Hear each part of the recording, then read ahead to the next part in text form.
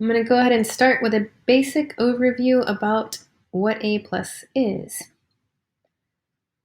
For those of you who are starting an A plus program and are wondering the content of our events, you will find that students learn specific subject knowledge and valuable skills for many disciplines through the events that we offer. In just a moment, I'm going to show you the different events that are available. These events complement and expand upon classroom curriculum. Contest material for these events are also very closely tied to the TEKS.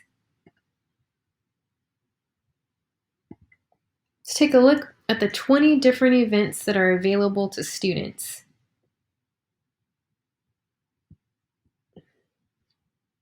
When you register to participate in A+ academics, please know that you are not required to participate in a specific number of events. Instead, you choose which events best fits the needs and interests of your students. You can see how some of these events have an obvious tie to the TEKS, such as science and mathematics. However, events such as impromptu speaking will also tie to the TEKS by focusing on the theater and ELAR TEK objectives.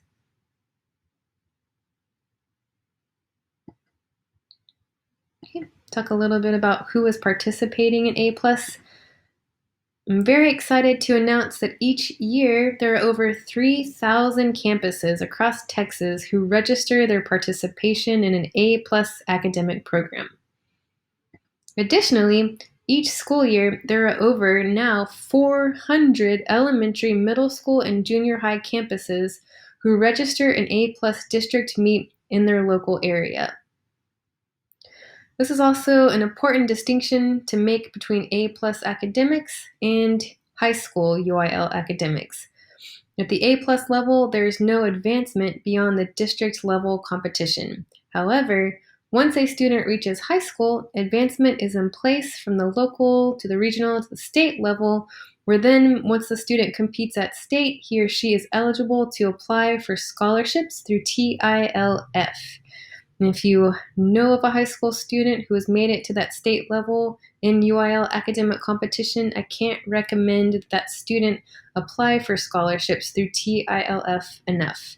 It is an amazing opportunity for those students. I don't think I mentioned this picture was taken from a district meet at Dallas ISD.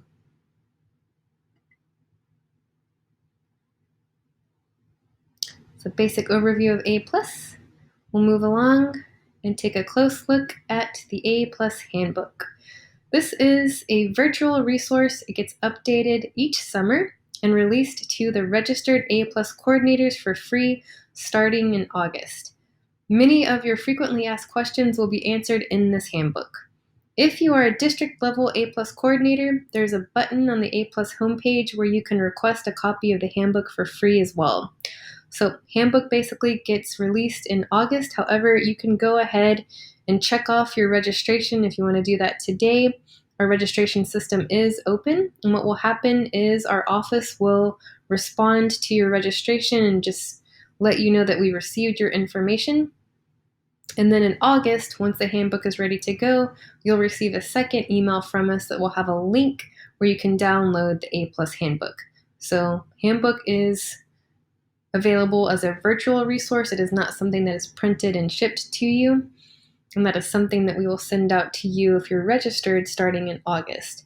If you're somebody who doesn't meet either category of the school coordinator or a district level coordinator and you want to get your hands on the A+ handbook, in August, the A+ handbook will be available for sale for a small cost through the UIL website, the UIL online store. Okay, we'll take a look to see what is actually inside the A+ handbook. There's three main sections. You've got the general information about the first 20 or so pages, the contest rules for each of the events, and then a form section at the end of the handbook. In the general information, you're going to find a list of important deadlines for A+. It's one of the first pages. It's kind of like a calendar that will show you what deadlines that you have. You'll be happy to know that the deadlines to complete various tasks for an A+ program from the UIL state office are not many. For those who have questions about how an A+ district is formed, these questions are answered in the first couple of pages. It's definitely something that I get asked a whole lot. So just to clear this up, if you're in an area and you would like to form your own A+ district, according to our contest rules, it's going to require 3 interested campuses to form what's called an A+ district, and you are not bound within your conference or your district whenever you create your own A+ district. However, this information is also explained a little bit further, one of those first few pages in the A+ handbook. You're also going to find explanations of the various duties for different roles, such as the campus coordinator and the district meet director. If you are hosting an A+ meet, there are lists of tasks necessary to complete as you prepare for your event. Last, there is an explanation of how tabulation and sectioning work for the A+ speaking events. Highly recommend taking a look at those pages if you're going to have speaking events at your competition. All right. Next, there are contest rules for each of the A+ events that make up the bulk of the A+ handbook. And for each of the events, they have their own separate contest rules. Included in this section are scripts that may or may not be used during your A+ competition. So it's a local decision whether or not you want to read those scripts on competition day. And what that looks like, it's about sometimes a page long that the person who's in that classroom with the students conducting the event, they could just read through, and it would walk them through how to host that event. It's important to note that all the information in the A+ handbook carries the same weight as the contest rules. So as you're reading through those contest scripts, especially if you decide not to use them, be aware of the requirements embedded in the content of the scripts, such as information about time limitations for an event. You will also find general event information near the contest rules, including information about how to grade an event, the materials necessary on competition day, as well as the contest personnel you will need to make the event go smooth. Towards the end of each event section, there is also a place for frequently asked questions. As we receive questions throughout the school year through both emails and calls, we update those questions in the handbook, besides, of course, responding to you directly. So please feel free to send your questions our way so that we can provide the best and most up-to-date information to you. Recently, I think the question that was asked the most of our office was one that was found in the mathematics section of the handbook, and this is going to be found in the frequently asked question about whether or not students can use calculators during the math event, and you'll find in the handbook the answer to that question is no. Students may not use calculators during mathematics. All right.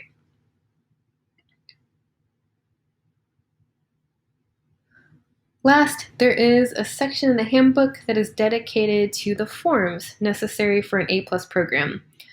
It's important to note that the forms that our office requires, which are your A+ registration, which the deadline for that is mid-November, an A+ invitational and district meet registration if applicable, so if you are hosting one of those events, the study materials orders, which will actually take you to the UIL online store, an A+ district meet participation summary form, if you hosted a meet, are all located online. There are links to these forms in this section of the handbook. You're also going to find templates for rosters, result forms, entry forms, and also a press release. You can choose as an A+ district to utilize these paper forms, or you could also take them and adapt them to create ones that suit your needs best. The form that I hear getting adapted the most is a meet entry form. A lot of districts find that adapting that form to a Google spreadsheet was really helpful in letting the schools let the meet hosts know who was participating from their campus at that district meet. So that is totally fine for you to do that. All right.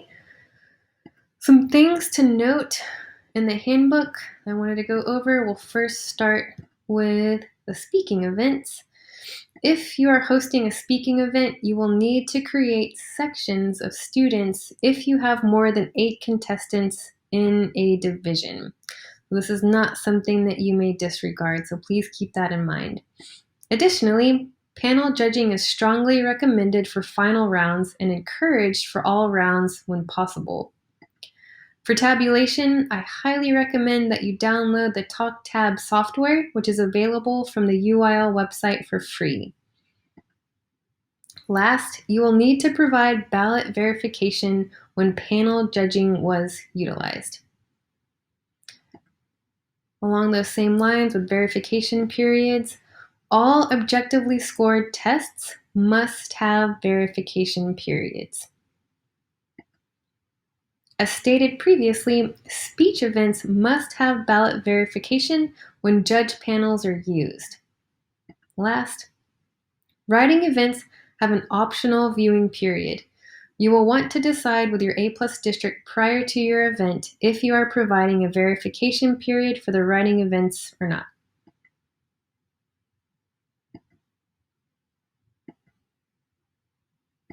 Judging and grading procedures. Please make sure that judges are trained in the event they are grading. If you're new to grading an A+ event, one thing that you will find is that the events will vary on how they are graded. So for example, for one event, for an incorrect response, a student might be deducted a point, and then in another event, there might be no deduction for that same type of error. So you'll want to make sure that prior to sitting down and starting grading, that the people in that role are well aware of how each event or whatever event that they're grading, how it's going to go. Be very helpful. Graders, including the coaches who grade, should discuss grading procedures before grading begins to help that go smooth. You'll find that consistency is critical when developing and utilizing your MEET procedures, such as those around judging and grading. Okay, that's it for the A+ Handbook. Highly recommend, though, that you take a look at that when you receive your copy. We'll move along now to eligibility and how that relates to some of our contest rules. There's a common misperception about no pass, no play. That's actually not a UIL rule. It is a state law. It applies to all grade levels and all school-sponsored extracurricular activities, not just UIL activities.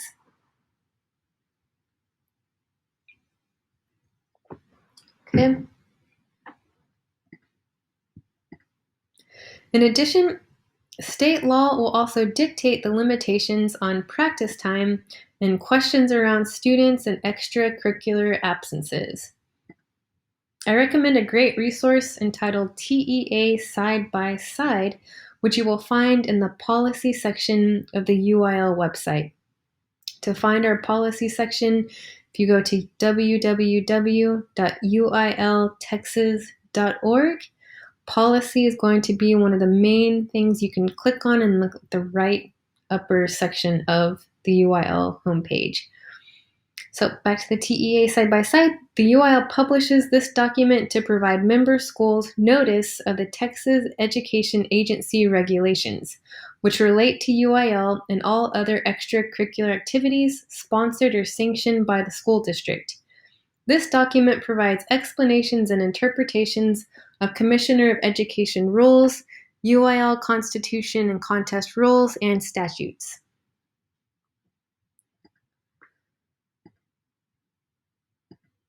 So there are some UIL contest rules that affect eligibility, including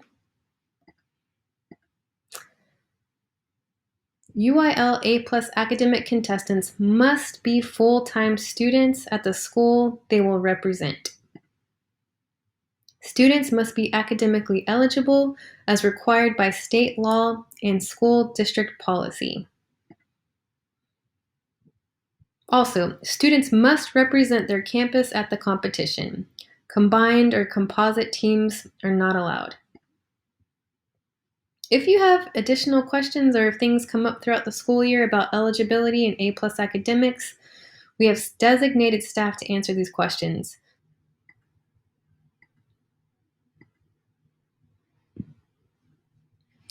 All right, now let's take a look at some very important online resources available to you. When you visit the UIL A Plus homepage, which is found at www.uiltexas.org/A plus, you will see a menu bar posted on the left-hand side of the page listing 7 subtopics: calendar, events, A plus meets, guides for meet directors, additional resources, shared materials, and forms. While all of these categories are helpful, in my opinion, I'm going to go over the subtopics that I think you might use the most. So, first, we'll take a look at events. This is one that I visit daily. Once you click on events, you'll be taken to a page that lists all 20 of the available A plus events. The information on this landing page is also helpful because it will show you the grade levels for each event, as well as indicate which events have updated material, such as the topics for modern oratory, which are updated each school year, and the art list, which is updated every 2 school years.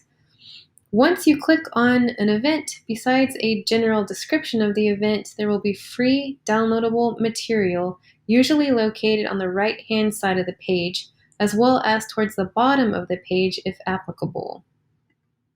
So that's what that looks like. And if we take a look at the list of events, you can see where you've got the text next to some of those events that are showing you that those events have updates. So we've talked about the art one, the modern oratory topics, music memory. That list is new every school year. Social studies has outlines that the tests are based on, and those are updated every summer. And then also your spelling list gets updated in early summer. So that's where you can find which events that you need to update the material for students to study. You can also see the grade levels for those events.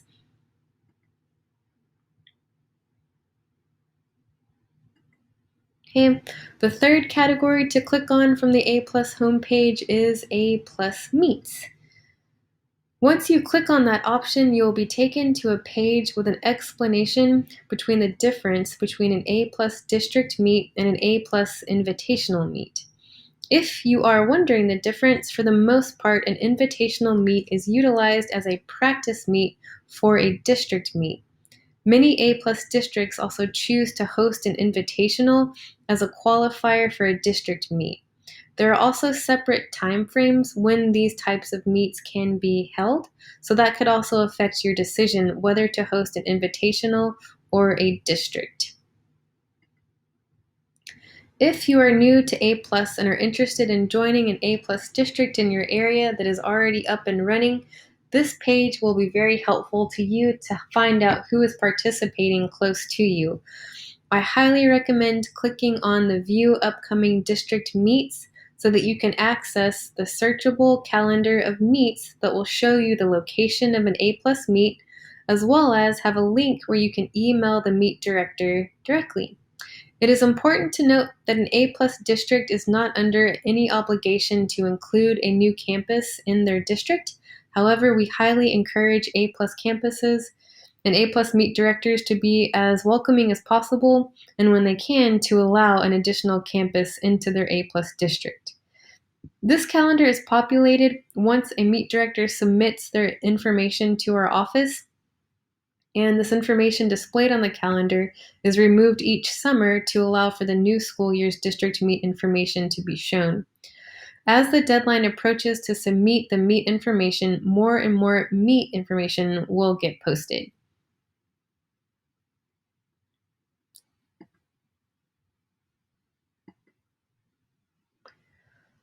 Last, I'm going to explain some more about the forms subcategory. When you click on forms, there will be the 2 most important A plus forms located at the top of the page. Those 2 forms are the link to register your campus and A plus participation, which again, that deadline is in mid-November, as well as the online district meet information and materials order form. That second form is the one that will populate the A plus district meet calendar that we just talked about. There are additional forms located on this page, including a link to the UIL online store where you can purchase the A plus study materials, as well as the A plus invitational meet materials. And besides clicking on that link on this page, from any UIL page on our website, in the upper right-hand corner, there is also a link where it will take you to the UIL store. So look in the upper right-hand corner to get you to that location. Right? So besides the events, the A Plus meets, and the forms pages, you will also have access to the calendar on the A Plus homepage. Like I said, you're going to find that we do not have a lot of deadlines for our coaches and coordinators. However, there are a few that will dictate when you register as an A Plus campus, when you can host your A Plus district meet, as well as when you need to order your meet materials. There is also a category entitled Guides for Meet Directors, which will be useful to you if you are hosting a competition. Please note that the information that is in those guides is also embedded within your A Plus handbook. The additional resources page will have links to independent vendors where you can search for additional study material beyond what we offer. Shared Resources is a depository of free downloadable resources that I post when I receive resources from UIL coordinators that would benefit the A Plus community. So that's a little bit more about the A Plus homepage. Great, we'll move it along to the frequently asked questions. So I'm going to conclude this presentation just looking at some of those questions. And we'll start with number 1, which we've touched on a little bit earlier, the question about what is my A Plus district? So unlike high school UIL, the A Plus program is not organized into competing conferences and districts. This will allow you the freedom to organize yourselves depending on your own preferences and logistical considerations. The decision about who is in your A Plus district is a local decision. Many campuses will follow their high school alignment, and others will form their own A Plus district depending on what works best for the campuses involved. Like I said earlier, you can search the A Plus district meet calendar accessible from the A Plus meets page to see who is competing and which campuses were involved or will be involved in that meet. Right? Speaking of A Plus districts, another frequently asked question is about how district entries are determined. UIL rules do not address this aspect of a district meet. Tryouts or other selection criteria are determined locally. I recommend choosing your method early on and being transparent about your decision within your school community.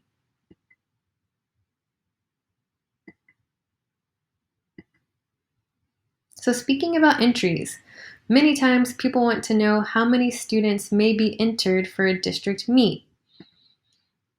Campuses may send up to 3 contestants for each division of an event for all events except for art and music memory, which allow for up to 5 contestants per division per event.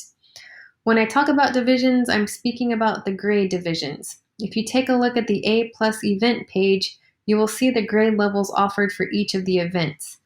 Within those grade levels, there are divisions, sometimes grouping grades into chunks of 2 or more grades. So for elementary students competing in chess, for example, we have that event grouped with 2nd and 3rd graders in one division and 4th and 5th graders in a second division. A Plus districts may decide to keep those groupings, or they could also separate those divisions so that you would have one division of 2nd graders, one of 3rd, one of 4th, and one of 5th graders to allow for more students to compete, which is what we would encourage if possible. The test that the 2nd and 3rd graders would take would still be the same test, but they do not necessarily have to compete against one another if you separate the divisions further than what the UIL has done.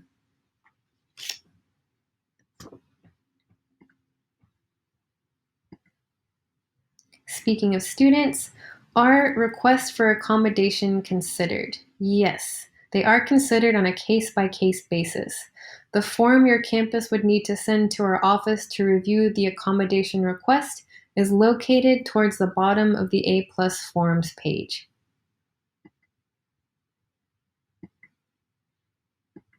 Last, I'm asked from time to time what the best piece of advice I can offer is to be successful in running an A-plus program. For sure, advanced planning is key to success. I highly recommend scheduling your planning meeting early and making sure to invite all schools in your A-plus district. During that meeting, you're going to want to answer all of your big questions together as a group and take minutes during that meeting so that they can be disseminated to all the schools in your A-plus district for anyone who was unable to be present at that meeting. That concludes the frequently asked questions. So here is my contact information. Please feel free to reach out if there's anything I can do to assist you in being successful with A+. Hope you have a great day.